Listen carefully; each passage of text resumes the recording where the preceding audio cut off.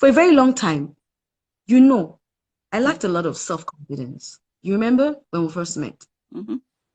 I could not see anything pretty about my tummy. Yeah. Because of the stretch marks I had when I had my baby. I could not see. And you know who caused that? My ex.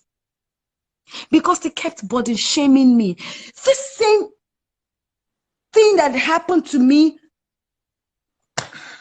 happened because I had a baby for you. Mm. Happened to me because I had a son for you. But now you made everything that became on me. Mm. Like, I'm naked and you're telling me,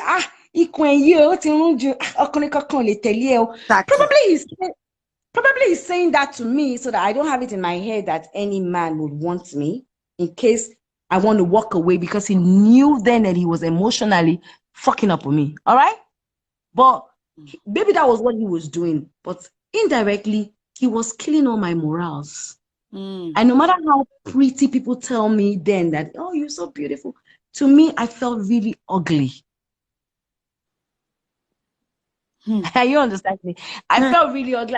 I remember when I left him and I had my first boyfriend, you know, it was always no matter what we are doing, my hand is in my on my tummy, you understand?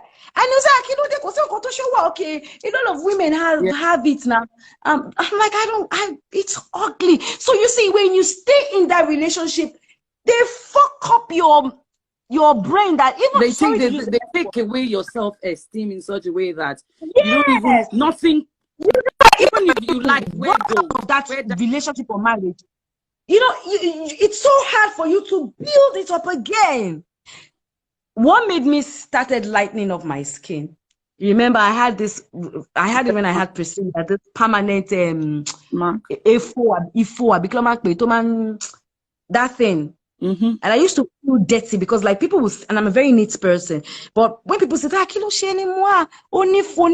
so the thing used to make me feel so dirty. And in the process of trying to want to get that off, I started, you know, lightening up my skin. Yeah. And I noticed that when I started using lightening cream, the whole thing disappeared. And that's what Kuba me with lightening cream. Okay, fine, good. But I'm still pretty though with it anyways. Now, those days then when I had that, he was the first person to always say, so even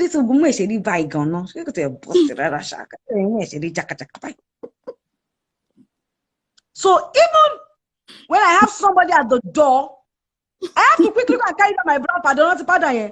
I'll just use it to patch and block. For me, it was a decision. I had to make that decision. I had to make that decision to stay happy. And when I walked out of the marriage, I wasn't happy. I was actually I don't want to talk to anybody. Then I wasn't ready to talk to anybody. The only two people, the only two things, don't let me even use people. The only two things that gave me joy, apart from my children, was clubbing and drinking sometimes. For me then, I could remember very well one of my colleagues, I don't want to mention her name now. We're very best friends then. She didn't understand why I loved going to club. I used to go to club with my own money, spend my own money. But each time I'm in the club and I'm hearing those songs and we're dancing and that moment, I'm not thinking of anything. Mm-hmm. When I'm with the kids and we're talking and we're playing and, you know, I'm taking care of them, that moment, I'm not thinking of anything. But the moment I'm alone in my room, I'm saying to myself, Iyabo, you worthless. You failed. You are ugly. How could you have a child and look so skinny and so ugly? Before you had kids, you were thick. You were pretty. Now you have to lightening up your skin to get off all these things, and look at now, you have to deal with that.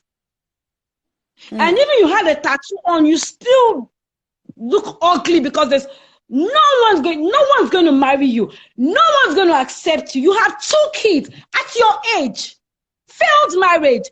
Your mom had a failed marriage and you are having a failed marriage. It's an ancestral cause. You just took up your maternal. You are dead. You are gone. Those are the things that rings in my head. And then you can call me that moment and I pick, what's up, oh, man, I'm not happy. I say, can you come? We talk, we chat, will you put that down again?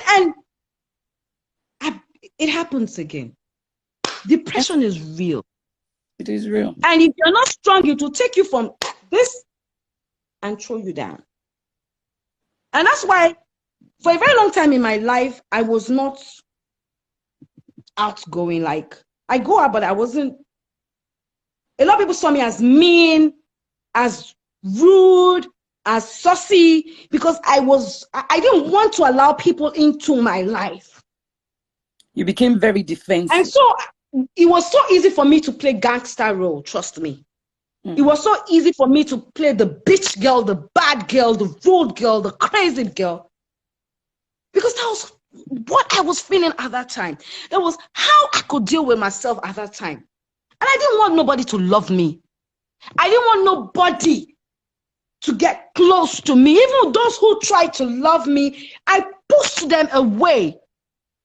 I only could identify and recognize with people who didn't want me, and I didn't care. And you know that story, Tosin, because for a very long time, that was who I was. The only good thing about me then was that my children were my strength. My children were my everything. I just wanted to see those kids happy. I wanted to see them have the world. And I was ready to give everything and everything to them. Yeah. But I went through those stages when I left my marriage. So what I'm saying is that living your marriage, like I say, go, leave, walk out. It doesn't mean when you leave, everything is going to be rosy. It doesn't mean when you leave, you're going to get out of that depression or that whatever it is you're going through. That's when it starts. It will go with you as you move.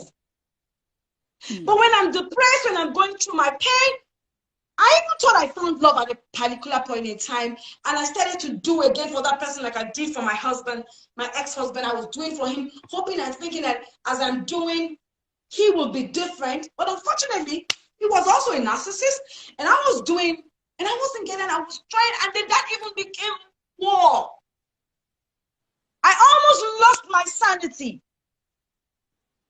because I could not understand. How can I give you so much love and then you cannot love me back in return? How can that be? Now that was another story. And I felt so much rage. That's it, babe. But I didn't care. That's it. I don't want us to change this conversation, but I don't want you upset. It's going You get what I'm saying? Take away. Oh, sorry, I'm getting too emotional now. Please. Hello? Yeah, I'm here. Can you hear me? Hello, Tosi, can you hear me? I can't hear you anymore. Yeah, I can hear you. Can you hear me? Can you hear me? So it was, I didn't care about my happiness. I was angry that I could not be loved. You need to calm down. You're going to. I was angry that a lot of people looked down on me, and I gave love, even though I did not receive it back. And don't forget that the reason why I'm having my YouTube program that is coming on very soon, that you, Tosin, encouraged me to do, was because I come from. I'm this child that was just born. Babe. Into a world whereby it's enough. Don't say you listening. I'm listening. Can you hear me? I'm this child that was born into a world whereby no, you're getting upset. You will get a lot of people upset. I really could not understand my growing up, right? Can you calm in a down? nutshell, what I'm just saying is that if you're going through emotional problems, if you're going through any oh, I need to calm down. Okay. People don't understand. I'm trying to tell Iyabo to come off the conversation because I know who she is. You know, You people saying, You know, I need to let me her tell speak. let me tell you something, people. Babe, I know. Let me tell you the most difficult thing. Are you there? That would happen to you.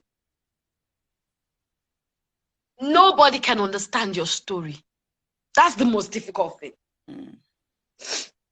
Everybody will judge you. I remember when I did that video, that little story I told about how my marriage failed. That little story. Let me tell you, that's just the tip of a million things that has happened to me. A tip of a million. And there was a day I stumbled on YouTube.